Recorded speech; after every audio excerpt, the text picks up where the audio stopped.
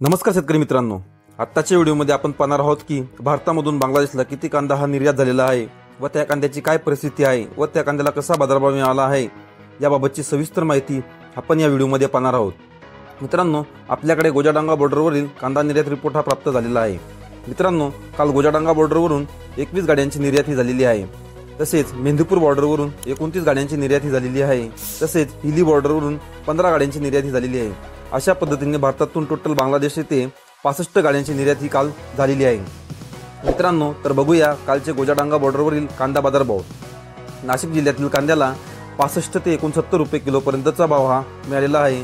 तसंच नगर जिल्ह्यातील कांद्याला 60-67 रुपये किलोपर्यंतचा बाजारभाव हा मिळालेला आहे। तसेच मध्य प्रदेशच्या इंदोर येथील कांद्याला 64 ते 67 रुपये किलोपर्यंतचा बाजारभाव हा बांगलादेश येथे मिळालेला आहे। तर मित्रांनो मागील बाजारभाव बघता कालच्या बाजारभावात 1 ते 2 रुपयांनी वाढ झालेली दिसून येत आहे।